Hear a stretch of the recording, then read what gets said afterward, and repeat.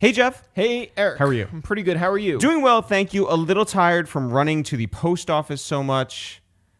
What a problem. Is that called going postal? Ooh. That's a good AKA, right? Yeah.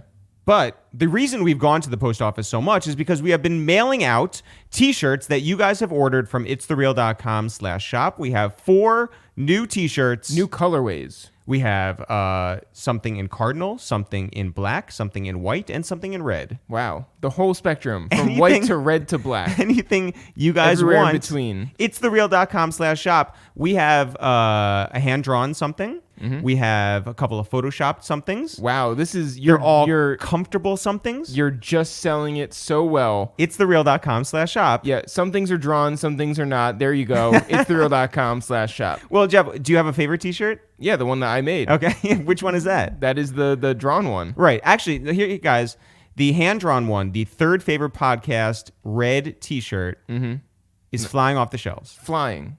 Can't go any faster. That is the most popular T-shirt We're out of small. that we have done. And If you want a small, go get something else. listen, I feel a little ways because I photoshopped and felt really great about this It's the Real Roadrunners T-shirt, Yeah.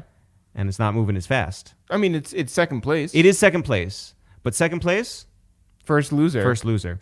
ItsTheReal.com/shop. Let's catch up to Jeff's T-shirt. What? That's the goal. Not for real. Sure. Jeff, when do you want to get into this? Right now. Yo, what up? It's Eric, a.k.a. Detroit Matza, a.k.a. What Up, Doe? Yo, what up? It's Jeff, a.k.a. Smoking Newports, a.k.a. California Wildfires. Yeah, this is your third favorite podcast to waste time with It's the Real. Guys, we haven't done one of these in a while, so here it is.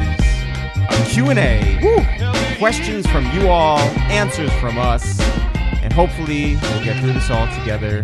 Jeff, there's a lot of questions. Okay, first one is from Skip from BK. Oh, well, that is perfect. Skip, who went, I believe, through all of our episodes chronologically, which is pretty amazing. And now a bunch of people have done that too. Oh, really? Yeah. But he's So a not trendsetter. yeah. He's an influencer. He's a tastemaker. Wow. Shout out to Skip All from these BK. things. And now his question. Now that your number one dream interview is no longer available, who are your other dream interviews you want to speak into existence? I have a question. Who is that dream interview? I'm going to guess AJ Calloway. Oh, right. Yeah. Yeah. Can't talk to him. Right. So, all right. So what's the question here? Who would we have? Who is the number one? Who makes up for AJ Calloway? Yeah. Who's unproblematic? I get Terrence J. Is it Bow Wow? I don't, who came after AJ? I mean, okay, so usually Besides the police. Yeah. All right. Wow. Okay. Who do we? Here's the thing. We don't normally like to put the real people that we want to go after out there, because we don't want anyone else to get them first. If we Yeah. put the information out, somebody is just destined to book them before us. Yeah. So, All right. So I mean, so who would you fake want on the podcast? no. I mean, I want to say people that we almost got.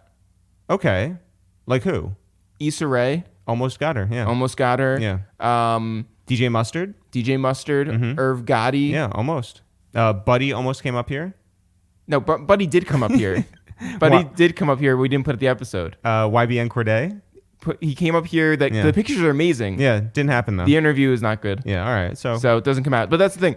We decided a long time ago that we weren't going to put out bad episodes. Episodes that we weren't proud of. yeah. You know, Look, it's called a waste of time, but the point isn't to actually like give you something shitty. yeah. It's So, just we want to give you the best quality product. So here we are. there, every once in a while you have an interview that just doesn't meet it. our standards. Yeah, so yeah. anyway, Javi Martinez, our guy from Austin, Texas, asks, who is the hardest working artist that we have met?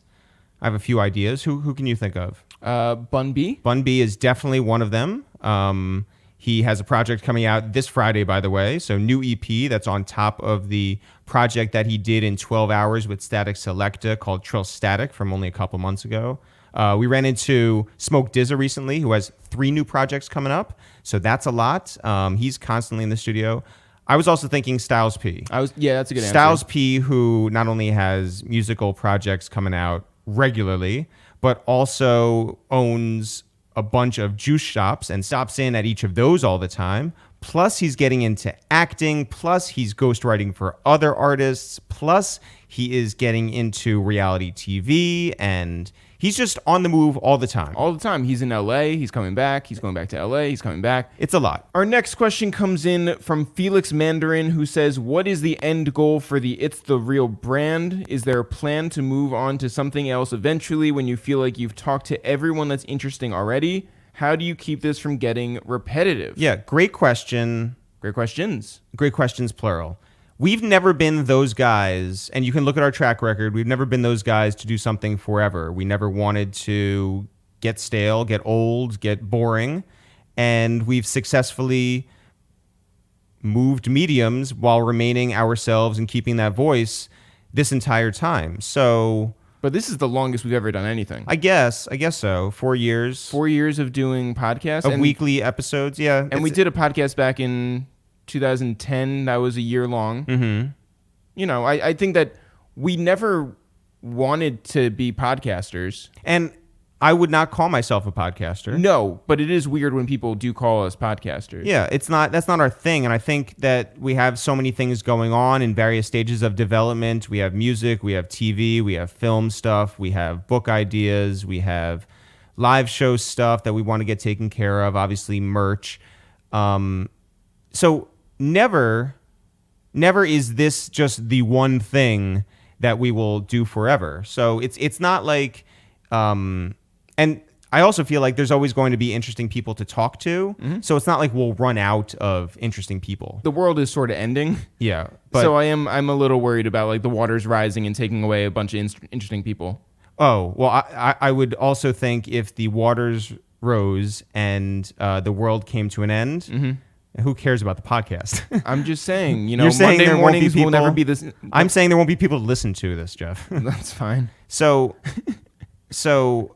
you know, I think the end goal is just to keep creating in different ways to stay ahead of the curve, and to get major support. You know, like, truth be told, we've had meetings with giant corporations. We've had meetings with giant record labels. We've had meetings with giant television networks, giant touring companies. And we want the right people to partner with us so that we can do something that doesn't give up our souls, but also allows us to market ourselves, to live our lives and succeed, right? Yeah, I agree with all that. All right, great. Short T318 says, with Bun B at Rice, Ninth Wonder at North Carolina Central, and Mia X at Loyola, which New York rapper or producer would you want to see teaching a course at a New York institute? Mm-hmm. Also, choose the course and college for them. Okay, I will choose the professor. Oh, I have to choose the course and college. Okay. Curtis 50 Cent, also known as Fofty, Jackson. Okay? You can pick wherever he goes. Have you ever said Fofty out loud before? Yeah, once, I think. I said it when it was like at the height of Fofty. Because it sounded like you had never said it before. It sounds like I said it once. Yeah. Now twice. Mm-hmm. I don't care where he teaches. Mm-hmm. I don't care what he teaches. Mm-hmm. You do, because that is what you're supposed to do right now. Yeah. But I'm in favor of it all. Okay. I think that he should teach. I mean, the honest answer is that I think that he really could teach a course on music business and but that's, and all that stuff. That's the boring answer. Yeah, like I don't. Okay, so what could he? I would love to hear him teach like Spanish. Yeah. Me too. At me Yeshiva. Too. At Yeshiva, the Jewish university here in New York City. Yeah, that's great. Mm-hmm. I'm on board. 50, who is I don't know, is he bilingual? Maybe. Okay. Probably not. Doesn't matter. Yeah. Teaching Spanish. By the way, it's even better if he's not. At Yeshiva University. Yeah. All right. Sight Sound Co. asks, how did It's the Real come together? What is the story behind it? How did you guys carve out your path? This is sort of like when I got recognized at, I was walking through the Grand Tetons a million years ago. Yeah. And this guy came running up to me and he goes, oh my God, are you that guy who runs It's the Real's Twitter account? Yeah. And it was like, well, I do a lot of things for It's the Real. When you started telling this story, I thought you were going to say when you got recognized about a week and a half ago at the UPS store. Oh, that too. And you were wearing... I was wearing one of our shirts from our Rockefeller event, and the guy who was working there said, hey, were you there that night? And I was like... you know, Yes. I didn't just buy the T-shirt. Yes. I made it. I was one of them on stage. Yeah, I'm one of the him. So how did it get started? Well, You started it. I did start it. We, I remember exactly where I was driving into the Betts' driveway in Harrison, and I heard a radio commercial for what was supposed to be Fuse. It's like Much Music. It's like the Fuse. It's like the sort of like not MTV, not VH1. A few notches down the dial. Yeah. And then you get to Fuse. The white music channel. Yeah. I heard a commercial for them on Hot 97, I'm sure, saying, hey, we have the new version of Yo MTV Raps. And this is at a time when, there was no Yo MTV Raps. It was 2005. You had like BET, but there was no, and beyond 106 and Park, there was no like place for that type of conversation.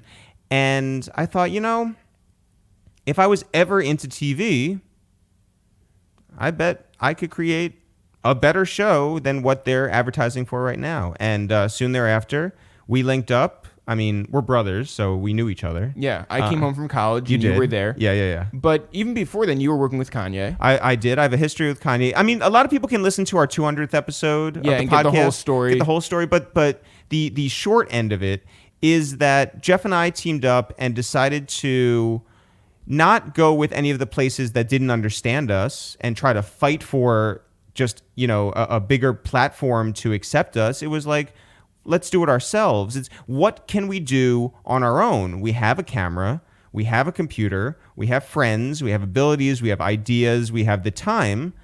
So let's treat this like it's our own TV show. And every Monday morning at 9:00, we'll put an episode up. And because it became appointment viewing, we gained an audience. And that started this snowball that, over the course of the corresponding 12 years has been our mantra, which is consistency and quality. And the cool thing is, and a real thing is, that every time we switch mediums, podcasts, music, TV, videos, absurdist interviews on red carpets, whatever it is, it really is like starting from scratch where you have to sell yourself as this new something, because it takes a lot for people to view you a certain way. They're like, oh, no, yeah, guys who did sketches.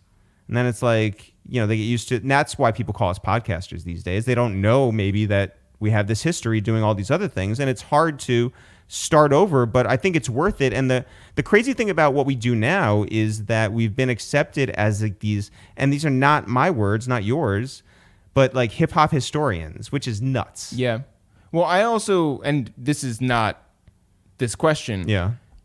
Do you always find it weird when people call us legends?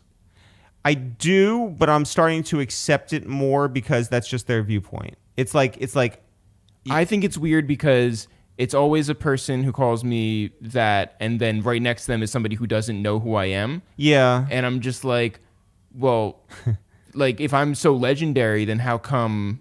I guess so. But it's nice. It is nice. That takes me back to being like in Little League, and I remember an opposing coach coming up to me after a game and saying how well I played, and I thought to myself and said out loud, I was just like, oh no, but I didn't do this, and I didn't do this, and I missed this. And he was like, accept this, like learn to take this. This is like, compliments. It's okay. Yeah. Oh no, I mean like I'm fine in the moment. Like you call me a legend, I'm not going to say no, I'm not. Okay. Yeah. Yeah. No, you call me a legend, I'll be like, yeah, absolutely. I'll leave feeling then the do best. you find that the person next to you who didn't know who you were makes a point to be like, who are you? Yeah, there are a lot of people who they'll see different people gather and immediately are like, oh, I'm a huge fan too. And it's like, right. I don't think so. No, there's absolutely that. But I think remember that when we were at A3C last year, and like there were all these kids who came up to us, and there was like probably like 5 or 6. Yeah. And then suddenly 7, 8, 9 came over, and they were just like, oh, like who are you? Yeah. And then actually that happens like all the time. It does. It does. Related, someone. Let's see if we can find this. I saw there was another question. Allison Sexton said, are we coming to A3C this year? I don't believe we are. I don't think so. I don't think so. We were there last year. Yeah. I would love to be down there. I'm not sure if it's going to happen this I don't year. think we're going to make it down this year. We'd love to come back down to Atlanta, and we'd love A3C. Mitch Gaines asks, who does your mom want you guys to interview? By the way, Mitch Gaines has a bunch of questions. Yeah, so this is one. Okay, first answer. Ari Melber from MSNBC. That's the it. guy who That's it. inserts hip hop lines Shout out to him. and like, minutia into the news. he's doing his thing. Our mom loves him. Can't get enough. She wants to see him on the podcast. When And Jeff's like, let's get Chris Hayes on. Yeah. And mom's like, but Ari. And it's just like, all right. Yeah. Listen. By the way, mom enjoys all the episodes that she listens to, John Legend or Killer Mike or whoever it is. Marcia St. Hubert. Marcia St. Hubert loves all the episodes that she listens to. But who is number one that she wants us to have on? Well, okay. So it's Ari Melber, but it's also Questlove. She does want us to get Questlove on. But yeah. she also wants to be here when Questlove is here. Oh, and there were other people too. There was a time when we thought Soledad O'Brien was going to come over here, and She mom would've wanted to be there. here for that. Yeah. She wanted to be here for Trevor Noah. Yeah. She wanted to be here for Mom, the door's always open. You are invited. sort of. I mean, like, what would mom do? No, it's just sit here. Okay. Just sit here. As Yeah. a fan, we All should right. sell tickets. People always want to do that. Really? Yeah, I constantly get hit up by people who are like, "Can I sit in?" Oh, I never hear this. So Really? this is great. I love how people just go to you. Oh, They're like, Jeff will let me in. no, Eric's the hard nobody's ass. ever come through. No, that's true. Because I've. What's the point? Have you been telling mom no? What else does Mitch say? Okay. What's your favorite question to ask a guest? Mine is, who do you get confused for? That is a great question. So like when Flatbush Zombies were like Wiz Khalifa. Yeah, it's a really good question. It's very it's very you. Mm-hmm. It's not to be confused for any other interviewer. Mm-hmm. I don't know that any is specific to me. I don't know that I enjoy asking it. I do start out saying where are you originally from? You have a few that you. Yeah, that I rely on, that Yeah. a crutch, but I don't Yeah. know that I enjoy them. It's just sort of like a time and a place. You like high school driver's test questions? Well, I don't know that I enjoy the conversation around it. I'm not. It's not like a question that I think is so Revealing? unique to me. Yeah. It is revealing. I just don't think it's unique to me. Tony Siv asks, what song did you guys go apeshit for when hearing it live? I would say, Dudes in Paris? That's a big one. I remember when Kanye and Jay-Z were touring as Watch the Throne, and the way the tour was routed around the country, you would see videos from, I guess, beyond the world too. They perform in Europe too, or something like that. Yeah. And by the time it got to us, and we saw them in either New York or New Jersey, I can't remember at this point. We saw it in New Jersey. But I do remember watching them, and you knew that they were going to play it a dozen times in a row, and there was such excitement, and people were just going crazy over the drops and the lyrics and just being a part of this thing. That was a moment. Yeah. I would say, I remember we went to Summer Jam. Mm-hmm. Oh, I got a Summer Jam one too. And we were side stage, not like side stage. We were On the side of the stage. Yeah. And so it was us and I think Low Key and maybe Peter Rosenberg. Mm-hmm. And no, well, it couldn't have been Peter because he wouldn't have cared about this. But when they played Dipset Anthem, we acted like it was 2001, and it was definitely not 2000. It was 2000 and not one. Yeah. Do you remember when the Lox performed and they did "This Is D Block"? Oh, and went that, crazy. Huh? I said we went crazy. Oh yeah. Also, there used to be a video on YouTube of me swag surfing. Before swag surfing became A thing. the thing. Yeah. Shout out to Loki who made it a thing. Yeah. The thing. But yeah, Aura took that video of me, and so I was leading the crowd. Yeah, this doing was swag surf. That was a moment. Yeah, That was a moment. But it was that song wasn't cool yet.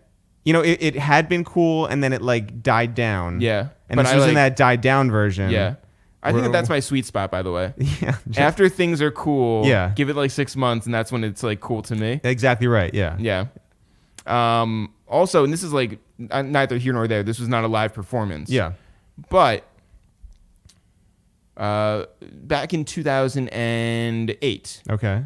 we were invited to our first event. Okay. We were two guys who had just moved to the city. We didn't know anybody.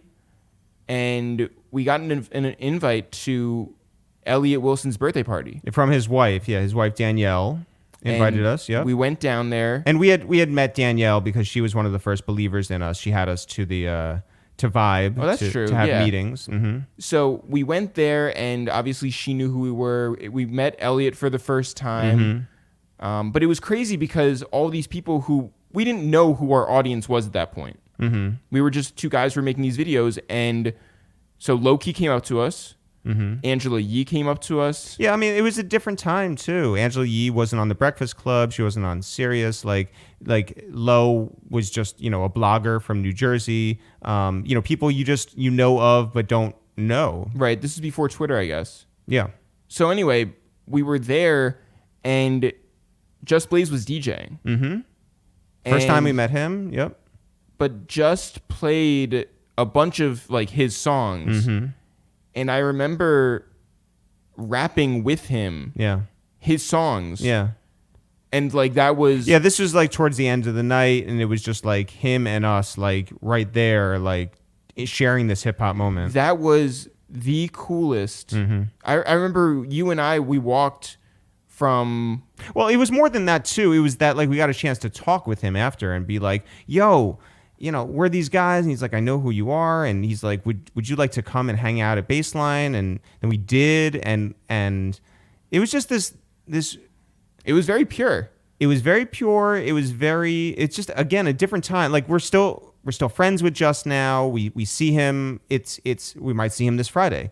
There are not that many moments there where it's like, not that we're jaded, but it's like, man, that was life-changing. Yeah. We walked like 70 blocks home, and I remember walking through Times Square at like 4 o'clock in the morning and just like looking up and being like, this is such a night that I will never forget. I did forget exactly where the place was. I thought that it was at Up and Down. Right. It is not. It is not. No.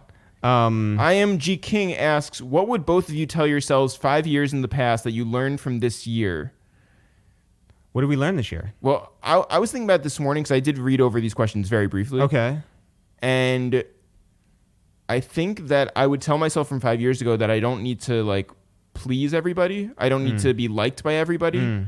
I think that I've always operated with this thing that like I could convince people that I'm like a good person or whatever. And it's just like at a certain point, it's just like you don't need to do that. You don't need to be friends with everybody. I would have said to myself 5 years ago, even though the apartment you're in seems so great right now, it's okay to move. Yeah. And honestly, it is. And we were forced to move. Like, our building got sold. We had to move. But because we moved and because we changed locations and have, taller ceilings and more light, it changes the perspective on everything. And I think that's healthy, Our perspective, too. yeah. Yeah. It's something. Not people's perspective of us. I think that like... Yeah. Well, that too. But I do think that there was a charm to that apartment. No, I agree. But and this, there were guests that we didn't want to invite over because we didn't want them to think that we hadn't progressed in certain ways. That's true. And even though we only moved 5 blocks, I think there is something that shows you, okay, we went from here and we made it here. We made it all the way to 5 blocks away. What are your top 5 albums of 2019? Is that? Oh, okay. Here's where we get in trouble, right? Why? I just like someone else asked, like, do you like Lost Tapes too? I haven't listened to it. Haven't listened to it. Like, don't care. Do you like? Have you guys? I love Freddie Gibbs. Mm-hmm. I love him as a person. I love him as a rapper. I have not given a lot of time to his new album. Mm-hmm. I'm just being honest. Everyone's like, yo, that's the album. I don't know. I don't know. Like, and someone else asked if there are artists that we can recommend for this person who doesn't like mumble rap or is afraid of where music has gone lately. By the way, to him, I would say you can listen to Pinata. You can listen to by Freddie Gibbs. You can listen to whoever. There's lots West of Side Gun, Conway. artists, who respect Benny. lyricism, do a great job with lyricism. Yeah. But I think that, and someone else was like, what are the albums that you keep going back to from your past? Like, what has the greatest replay value or whatever? And I think that it's like, I have fallen prey to playlisting and to That's not true. You always listen to albums like over and over and over. You listen to the Rick Ross album, you listen to the Jeezy album. but those are new is Yeah. what I'm saying, right? And I'll go to the Spotify like made for you things and like find things through that, but I'm not going back to necessarily an album from like 2002 to listen to Well, 2002 was a bad year. straight through. That was a bad year. I listened to the Ari Lennox album a lot. That's a great one. I love that album. But I'm going to be honest, I haven't listened to that in full in a few months now.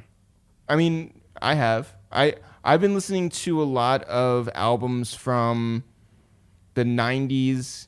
Like, here's the thing. Yeah. If you want to enjoy 90s music, listen to 90s music. Like, even like albums that you didn't enjoy back then, there's so many that I've gotten into as an adult. Mm-hmm. I was listening to Drew Hill yesterday. Well, that's cool. I was full listening album? Full album. Wow. 3188 asks, what's your favorite I'm in the hood like punchline? Mm-hmm. Do you have a favorite one? I can name one right off the dome, which is Jadakiss when he's like, I'm in the hood like them little motorcycles. That's really good. Yeah. I don't have one. You don't have one? No. They're all your favorites. Every single one. Can't get enough. Another Jadakiss related question. El Barandon asks why I can't come through in the Pecan Jag. You know why. I do know the song why. No, you know why you cannot come through in the Pecan Jag, El Barandon. Reckless You Rod know what you asks, did. how much does it cost for you guys to host a mixtape? Because I rap and I want y'all to talk shit on my project like you did with Charles Hamilton. I don't know that I have an answer necessarily other than to say there are so many people who come up to us and are like, I know your voice. And we're like, oh, thanks for listening to our podcast. And they're like, podcast? They're like, I know you from hosting It's Charles Hamilton, the mixtape. And we're like, wow. Yeah, it's crazy. We were just doing a talk like 2 weeks ago. Yep. And this guy came up to us and he was like, I did not know who you were. Mm-hmm. But then when you said that you were Eric and Jeff, I was like, oh my God. The guys You're those guys. on the mixtape. Yeah. It's crazy. Charles Hamilton's reach is so fucking far So far. for us. Yeah. For us. Shout out to Charles Hamilton. Katie Cake. Shout out to Katie. Cake. Yeah. 4 Cakes. Mm-hmm. Says, when was the first moment you knew what you wanted to do with your life? Oh. First moment I knew. I wanted to be a cartoon artist as a kid. I knew it. Oh. So it doesn't matter that you that you did not follow through on this. No. Okay, got it. Yeah, I mean, I also wanted to be. I saw Almost Famous, and I was like, I know I need to write for Rolling Stone. I want to be that kid, and I did that while we were doing It's the Real, though. I don't know why, but I do remember maybe when we were at camp, knowing that I wanted to get into filmmaking. And I know that there was this idea of... Oh, no, I know what it was.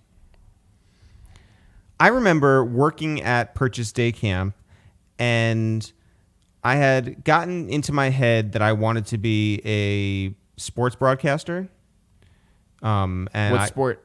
Well, it depended, honestly. Like, I wanted to call basketball games. I don't think it really worked out in high school. And I wanted to call hockey games because our high school got a hockey team for the first time. And I was like, oh, let me try that. And it again, I don't know if it was the lack of follow through on my part or like the... Did you try? I Like, tried basketball. You talked to somebody? I tried basketball. I did a game in basketball. I Really? was like, yeah. I did color commentary with Jason Paul, and who was like a couple years older than me. And after that, though, I was like, oh, I want to call hockey. Not even a huge hockey fan. Mm-hmm. It is the most fun sport to see live, I think. I saw a soccer game the other day. That was really exciting. Yeah. Fun times. Good atmosphere. Shout out to everyone at the NYCFC, and sorry to the Red Bulls. Yeah. But I had it in my head that I wanted to be some sort of sports broadcaster, and then that sort of evolved into like a morning show talk host. Oh, I remember that. And that was like short-lived. But then I really found my way behind a camera lens, and I remember just knowing that there was nothing that was going to stop me from being a feature film writer and director. And I know and worked hard at it, like made, these epic 30, 40-minute movies with you all guys at camp, like 30 or 40 kids who were 13 or 14 years old, 15 years old. We would make these like long movies, and that went into college, and then from there, obviously, like you adapt and you use your skills in different ways. So there's things that we've done ever since then where I've directed or written or acted in, but not necessarily did any of the things that I wanted to play baseball when I was really young, but life moves on and you use your skills in different ways. Yeah. I mean, your coach thought that you were a great baseball player. No. The other coach did. Oh, the opposing coach. The opposing coach did. I'm sure my coach thought I was a nice guy too. But nice guy. Yeah. I meant nice. Good player. Yeah. Radio Tierra Band says, "What's your favorite Chinese dish to order during Christmas?" This is a really good question. That is a great question because on Christmas, revealing. I honestly, if we had more Jews up here, I would ask that question. Well, yeah. I would steal that question. It's a really good question. There are a lot of people who don't understand that for Jews, the only thing open on Christmas Eve and Christmas Day and night are the Chinese spots because they're not celebrating Christmas either. So we go there, as Jews do, and we order what? What do you order? What would you order? What do you want to order? This is like planning for like Halloween, like early. Yeah. First of all, big on wonton soup. Yeah, gotta get wonton soup. Definitely. Yeah. I love a good egg roll. Yeah. I fuck with an egg roll. I fuck with a spring roll. Yeah. I like an egg roll more than a spring roll. But those are very like secondary to me. It's got to be wonton soup for me. Okay. And then I've got to get. As a kid, I was always into lo mein. Okay. Now I find that to be like a little bit like lazy. Wow. I like to do lazy. Well, listen. Pedestrian. It's real bottom of the barrel stuff. Yeah. Just like some greasy noodles, which are great. Damn. But, I like more adventurous fare now. Oh, like what? Last year I did beef and broccoli. Yeah. I'm like, what's the most touristy first time in town sort of thing? Yeah. Let me get the beef and P.F. broccoli. Chang's. Yeah. Let me get the General Tso's chicken. Yeah. You got to mispronounce it though. Oh yeah. Let me get the General Tso's chicken. to so. That's right. No, I like. By the way, there's a great documentary about General Tso's chicken. I've seen it. Yeah. Yeah. I'm just telling them. Yeah. I know you've seen it. You're looking at me when Also, it's a communal experience, and yeah, so you got to share. You got to share. Aunt Jane's always looking to like give some of her food away. Yeah. Same with Mom. Hey Angus Luke asks, "What are your favorite AKAs?" Mine are Mean Mug and Papa Smurf. Those are both mine. Both yours. So that was. I'm not mad at that. No, I mean I think we I'm both mad agree. that I'm. You're mad at yourself. I'm mad at myself. You wish that you had done some better AKAs that matched the level of mine. Oh, this doesn't happen too much. We never get sirens anymore. I know. Yeah. So those are both mine. What was it? Yo, what up? It's Jeff, aka World's Worst Dad, aka Mean Mug. Yeah. Yo, what up? It's Jeff, aka Shoot a Boy in Blue, aka Papa Smurf. They're excellent. Yeah, yours. Are I have one. On my level. I have some good ones. What? I was about to say yours are not on my level. No, I have one that I'm like super proud of that I could never use again because I feel like the time has passed. What is it? It is Yo, what up? It's Eric, aka the Night King, aka Iced Out the Watch. That's really good. Can't use it. Yo, what up? It's Eric, aka the Night King, aka Iced Out the Watch. Killed it. That's for all my throne heads out there. Yeah, I think I did a Night King thing about like a party promoter, right? I don't remember that. I said how many like lame party invites are going out. Some dork calling himself the Night King. Yeah. We did talk about that on Two Jews and Two Black Dudes. Yeah. It's pretty great. Yo, what up? It's Jeff, aka Player of the Year, aka Uchiwali Zerbiak. Yo, what up? It's Eric, aka Harmonica Solo, aka Move and Blow. Yo, what up? It's Jeff, aka Gimme Little Head, aka Zika Virus. Yo, what up? It's Eric, aka Crip Walkin', aka Tiny Tim. You use that one? I did, yeah. That's really. Yeah. I don't remember that. Yeah. What people don't know is that Jeff and I don't tell each other these. We just do them in the moment, and a lot of it's just like, you can see this in the Rick Ross video or the pictures that Tommy, Boney Starks takes. I'm so focused on remembering mine and not screwing it up in front of the guest and making it the big thing. And I think you are too. You know, yeah, it's like, I never hear yours. you're right. And so the person, there's a great picture that Tommy took of Big Crit where he's just like eyes wide open, like what is going on? So no matter whether people know us or don't know us, it's always a surprise and always funny to sort of experience it, but we don't experience it, you know? Yeah, I definitely don't remember the last time I've actually heard an AKA of yours in the moment. Yeah. But there are T-shirts available, or I guess There's just one. we have one T-shirt. Do we know what size it is? Let me look it up right now. You keep them busy. Okay. Hey guys, what's going on with me? The other night I was here in the apartment by myself, and I looked over This is not a good story, Josh. at the kitchen. Well, wait till I tell it. Okay. Maybe I'll do an accent. Yeah. I looked over at the kitchen, and I 10,000% saw a rat, a New York City rat in our apartment, and then I kept my eyes on it, and it like. By the way, we keep our apartment super clean. It scurried back into the corner, and I quickly realized that I made up the whole thing in my head. Like I hallucinated a rat. There is no way that there was a rat in the kitchen. Was this before or after I texted the super and the porter about this? So I called you and I Yeah. said I see a rat, or I saw a rat, but it's behind the trash can. You didn't say, hey, wait, it's in my head. Right. You said there's a rat. I said, cool. I'm going to. I said, are you good? And I said yes. And I said, I'm going to hit up the porter. You hit up the super. And I hit up Super, and they came up to me today. The shirt is a small. We have one small shirt at itsthereal.com/shop in AKA. We have one. That AKA shirt, by the way, the only AKA shirt we have left is a small. I wonder. I can't be the only person that like makes things up. I mean that this has happened to. We have all other sizes for all the other shirts. But sorry, go ahead. Yeah. Well, I mean, I hit up our friend Foster, and I told him the same thing, and he was like, I make up, like, he's like, I'll see mice and shadows all the time. Mm-hmm. I thought I saw a rat, like a giant rat, in our kitchen. Did you make eye contact with it? Like Yeah. I go, huh. And then it what did he backed say? away. Yeah. What did he say? He said, hey, who's coming up on the podcast? So that's Little brother's coming up, by the way. that's not. That didn't happen. Didn't happen. But I have been on edge ever since. This is weird. It was a weird thing. I almost wanted to ask one of the neighbors today if the woman who had lived here before had died.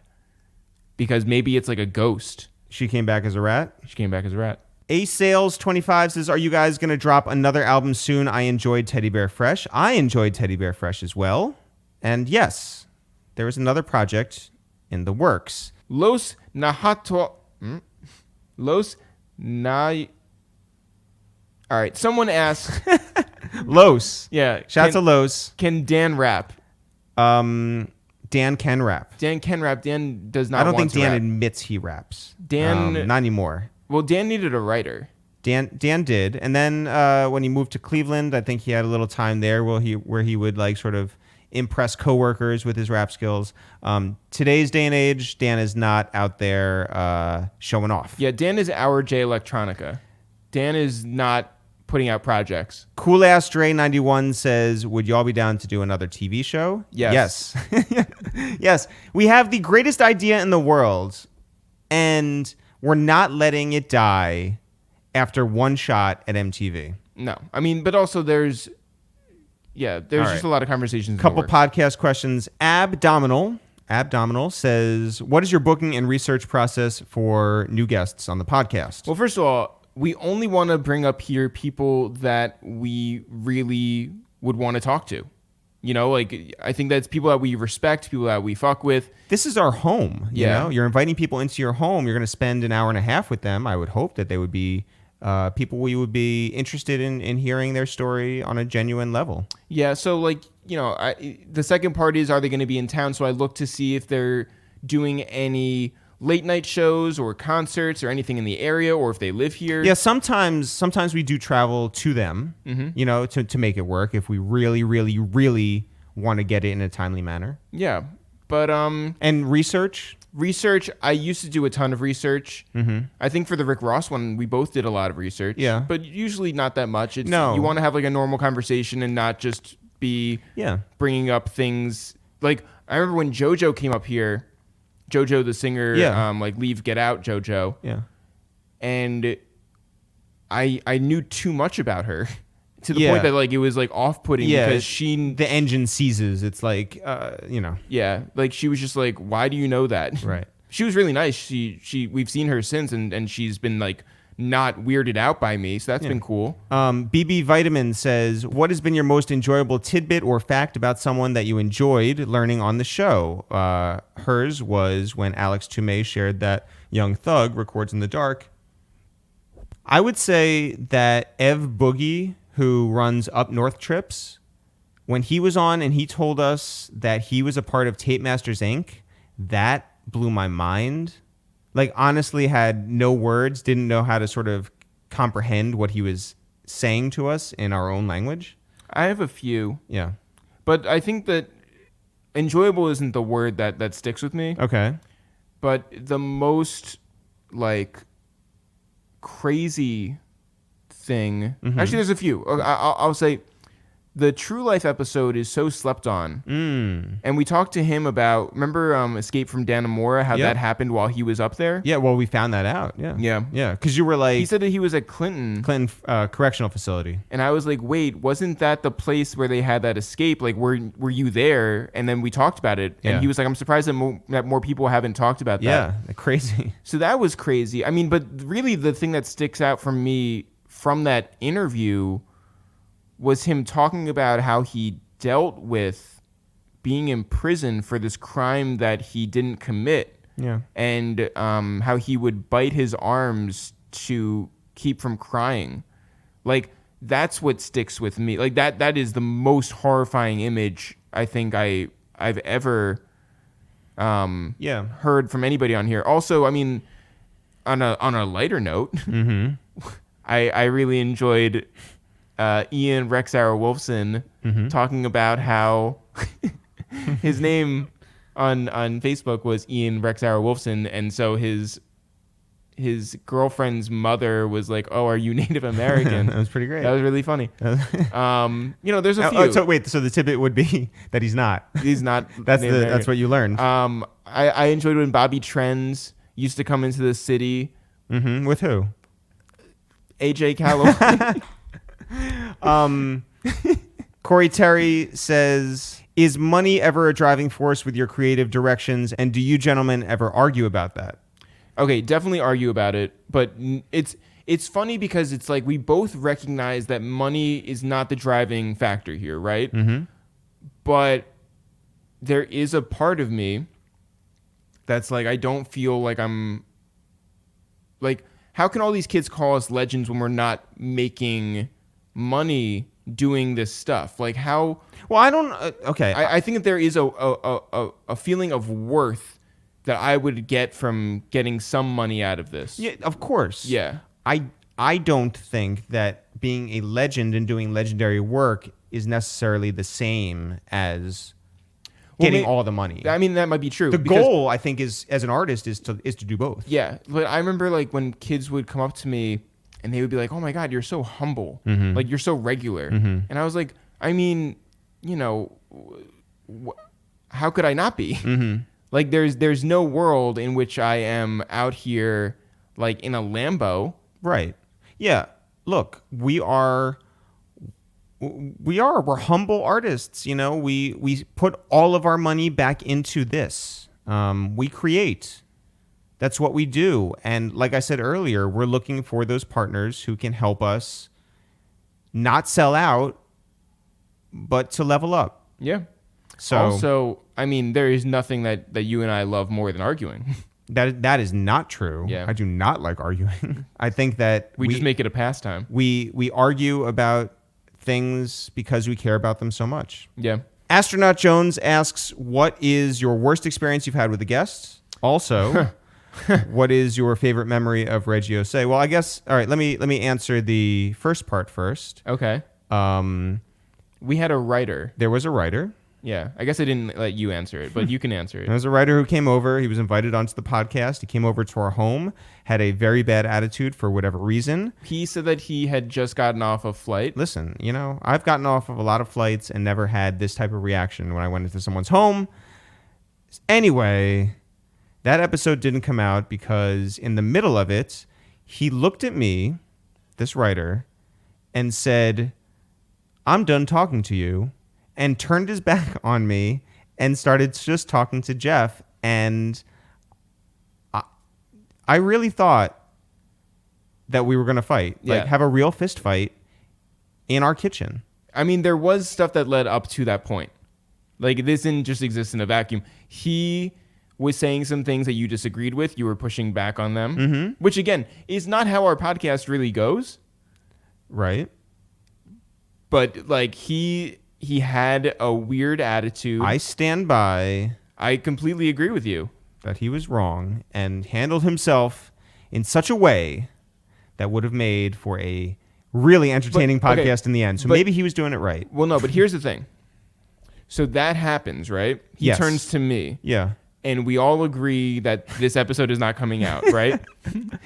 But then he didn't leave. Yeah. He wouldn't leave because he was like, oh, like I didn't mean to come off. He's like, and so for about 45 minutes, he just sat there. Imagine, for all the people who wanted these things videoed. Yeah. Everyone was like, give us visuals. We want to see what it's like in the room. Imagine we videoed that one. Imagine we videoed the Black Rob one. Well, I mean, that never even... I wish we videoed the Black Rob one. I wish we were like, had cameras on the door and he didn't even step foot in our place. He just turned around and went to the elevator and down. He's about his business. That was crazy. All right. What is your favorite memory of Reggio Say? I remember when he was working on Mogul, we went to go visit him. He was working out of the Whole Foods down in Gowanus. Yeah. The offices were across the street. I think he was getting a little bite to eat, sitting at a table and doing some work. Yeah, he was working at it. There was it's not like he wasn't working at the. He wasn't at the. Yeah, he wasn't like shucking oysters. I'm just saying that he was working on like. How much is wild salmon? Yeah, he's by like the pound. $11.99. It's a good price. It was a great time. It's my favorite memory. Yeah, my favorite memory of combat. No, he was working at a table. We hung out with him for probably like an hour and a half. That was just a really good conversation. Before then he has to go back to his shift. Work. I enjoyed the whole process of him hosting our show at SOBs. Mm-hmm. Him asking, there was such a it was like excitement of a young high schooler. He was just like asking, this big question. He was like, if you guys don't mind, if you haven't had someone else jump in, I totally, understand, but it'd be so much fun to do. And I've always wanted to, do this, and I support you guys. I really fuck with you. And it ended up being this great thing. He brought great energy down to the green room. He said some controversial things on stage though. Can't, co-sign that, but he was himself. He was just his same fun, excitable guy. Recently we went to Gimlet Media and Loudspeakers and Spotify. Mogul is obviously coming back. Shout out to our guy Brandon Jinx Jenkins, who is the new host following in Combat's footsteps for the upcoming season. They did a special episode dedicated to Reggie, and they had a live sort of oral history with friends and family and colleagues and coworkers and all that. And some of his coworkers were on stage and were just like, Reggie could get down, Reggie could have a good time. He was always bringing fun to the parties and everything. And he brought that same thing to our stage. And, we couldn't have been more honored to have somebody of his energy and ilk a part of our big night too. Sam Gustafsson asks, what's one piece of advice you would give to someone trying to carve their own lane in media or podcast specifically? And what was the first big interview you guys landed? How did you go about it? Okay, This is the real honest truth. Yeah. Back when we thought that when we were doing The Real, before it became It's The Real, Yeah. 2007, Okay. we were like, we want this to be a 3-prong TV show. Right. So one of the prongs was going to be sketch comedy, which we Right. ended up doing. Yep. But the other 2 prongs were live performances. Yep. And also interviews, sort of like 60 Minutes. Okay. Yes. The first interview we ever did was Consequence. Yep. Outside of the Dry cleaners Yeah. out in Queens. On like Linden Boulevard. But I don't want to talk about that. The other big get that we got from that time Yeah. was Mims, Right. which we did in the parking lot Yep. of his show Out in the middle of Long Island. because he was performing at this club called Mirage. Yep.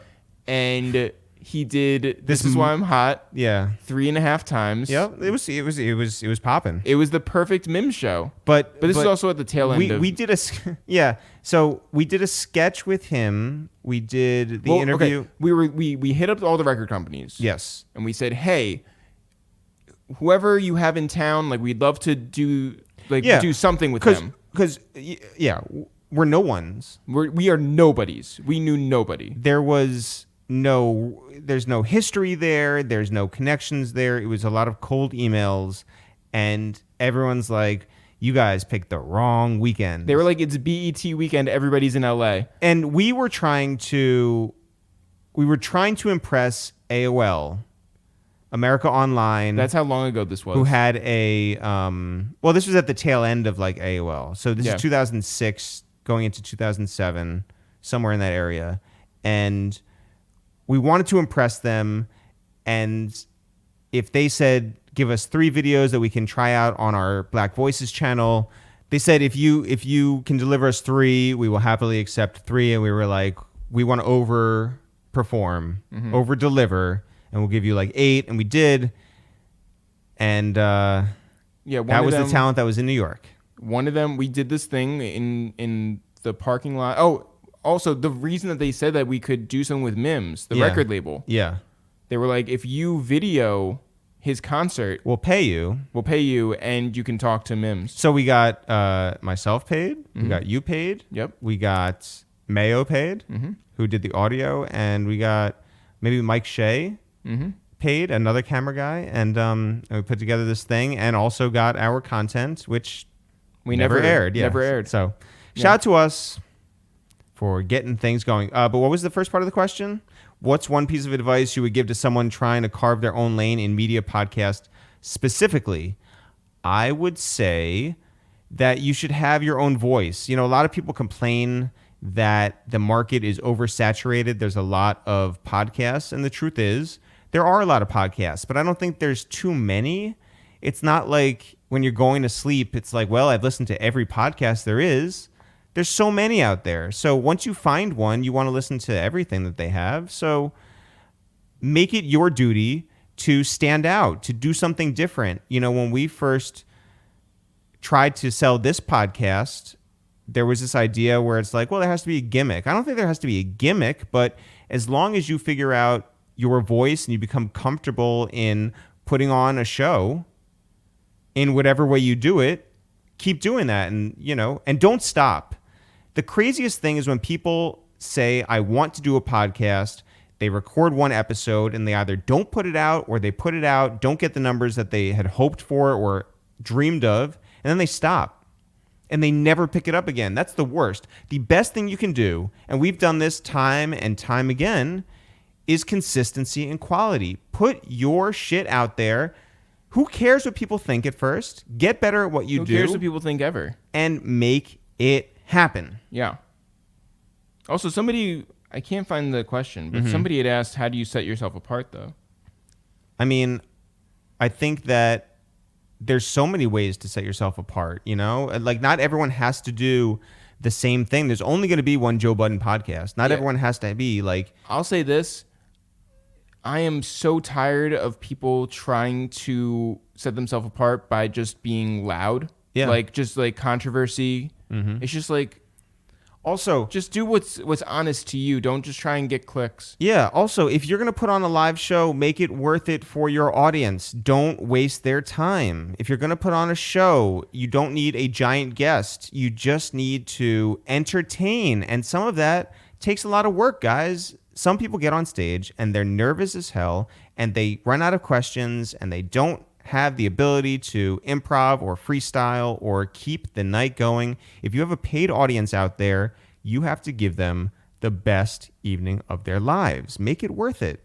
Villain for Life says, I'm a longtime fan, listen to every episode, I'm sure, multiple times. And for me, you are the official Rockefeller podcast. I would agree with that. After the great work you've done with artists and producers and almost everyone who's ever worked there, plus many other record labels, I can't recall you guys bringing up Death Row Records much, if at all. I could be wrong, but I just wondered how you felt about their artists, their legacy, and the overall impact on hip-hop. Love Death Row. Yep.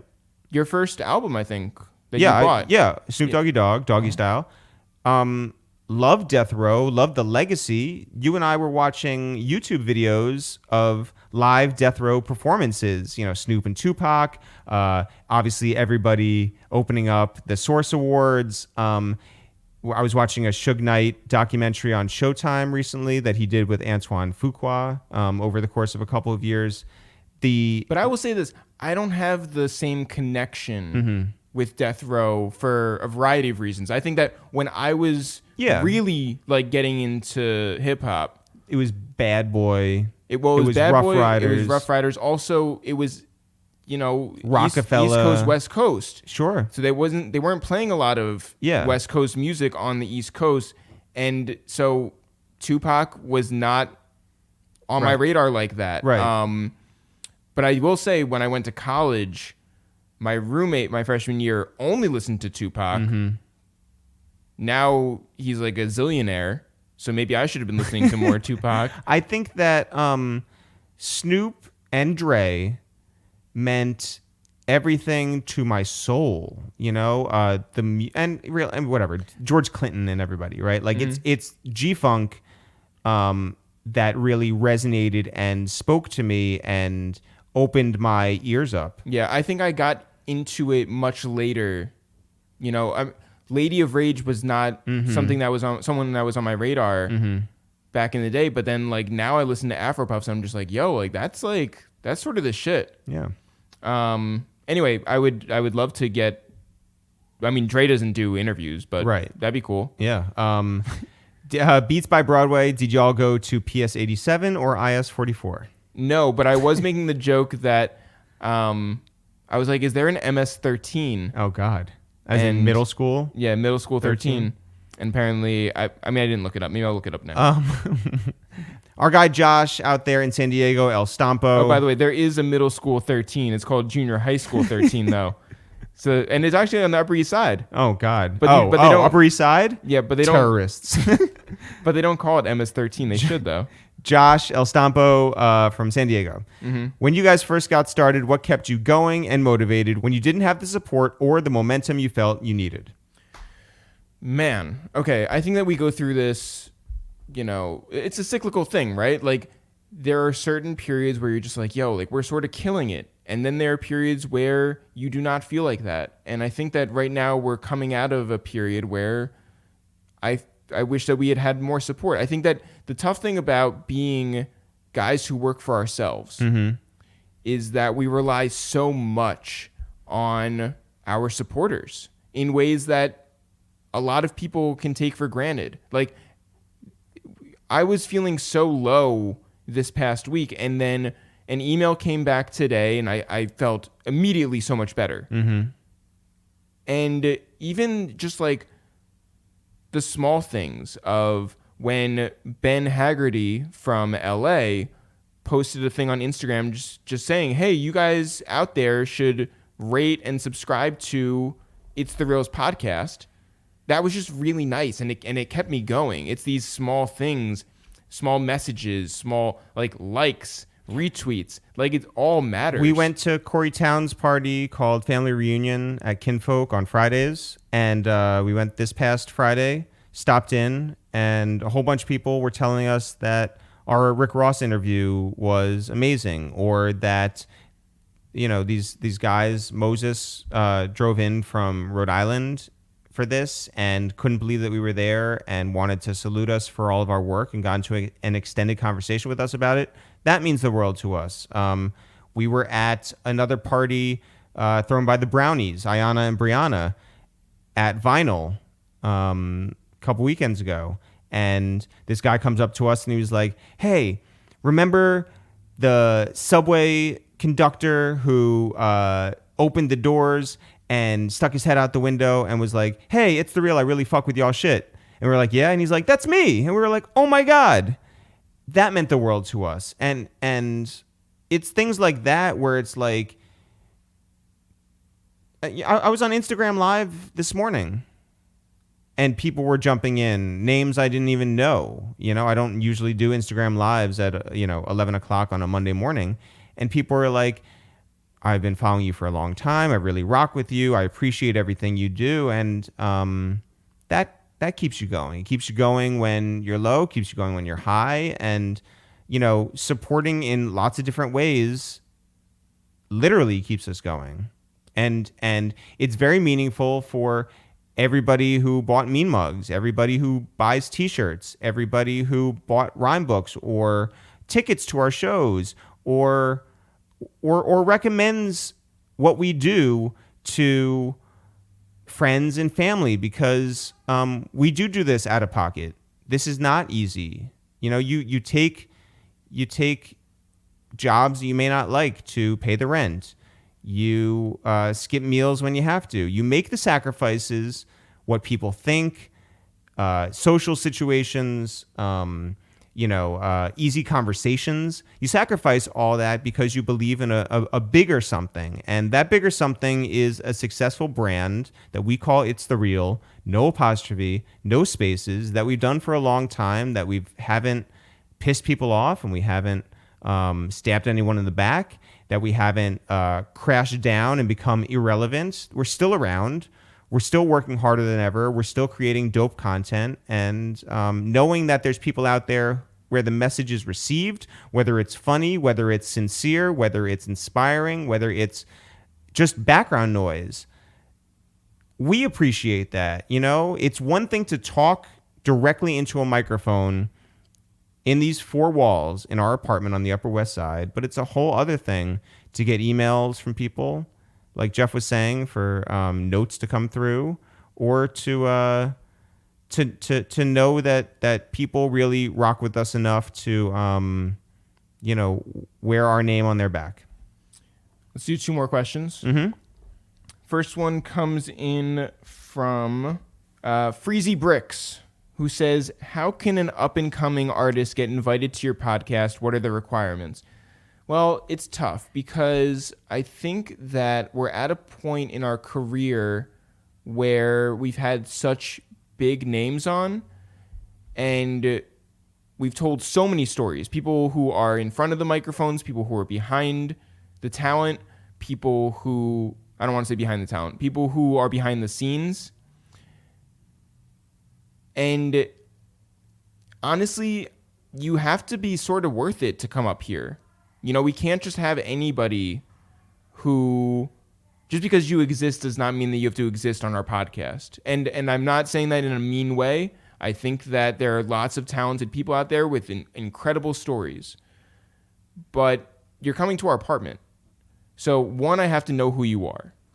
And two, you have to be compelling enough to carry on your end an hour to hour and a half long interview. These are long form interviews. They are not supposed to be introductions to the world. This is about your life, all the things that you've accomplished in your work. We can't just be like, hey, here's a stranger and let's really find out about you on the spot. I'm going to be very honest too. We live in a time where a lot of people want everything right away. And I get that feeling too. But you have to work towards things. You have to build up experiences, and it makes you a better artist. It also makes you a better story. So if you listen to someone like Mike Posner with us, or you listen to somebody like Mano with us, or Swiss Beats, or K-Slay, or whoever, they've gone through a lot of shit. And by the way, you could say everyone's gone through a lot of shit, but I think the more experience you have and the more ups and some downs that you have, the more compelling your story is going to be and the more fun you will have in a place to have a long-form interview. Final question. Maybe the most important question. Okay. This comes in from Don't Charge Abdul, Our friend Caduce, who says, our real-life friend. yeah, who would win in a fight, Eric or Jeff? This is his big question, his shot to find out one thing. And he wants to know Who would win in a fight, Eric or Jeff? who wants to go first. Okay, I would say here's why I would win. Okay. You're rooting for yourself? Hell yeah! Okay, What? okay, Not rooting to get beaten up. No. If you were a betting man, I think that you put I would money on win. yourself. Well, I'm gonna make my case for myself. Okay. Okay. I think I'm crazier. Okay. I do think that you're more intense, but I do think that if it comes down to it, like I'll snap. I would play with less rules. You know, when people ask me, what do you like about your brother, right? We've had interviews and I'm like, Jeff is empathetic.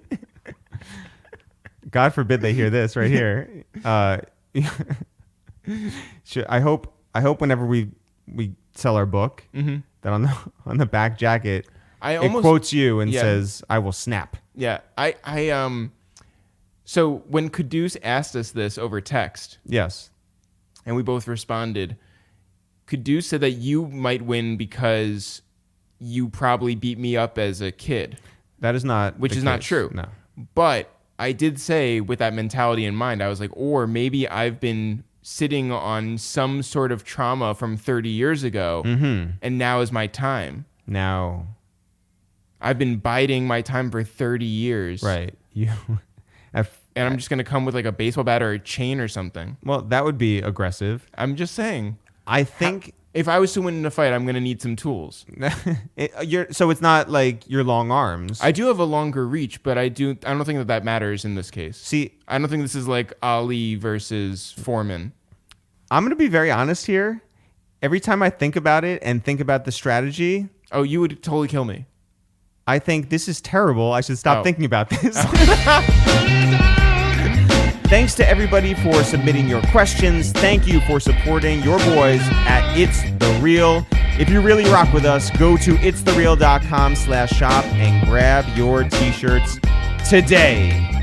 Also, should you be at this part of the podcast, leave a comment letting us know who you think would win the fight. Oh my God. Me or Eric. Now, I made a more compelling argument, I think. I don't know what Eric's argument was, other than he doesn't think about this stuff. Okay, fine. You know what? I think that I am stealthier. I think that I am a smarter fighter. Like, you may be reckless. Did we stop the music yet? Okay. I think that I am sneakier. I think that I'm a little more agile. And I think I know more about how to punch me in the side of the head. No. See, I'm not going to punch you in the side of the head. That's right. That would be expected. See that? See, you have a different idea of what fighting is, Jeff. Fighting is more mental. Maybe you're the crazier one. I think I might be. As always, guys, now for real. Sure. We'll see you guys next week.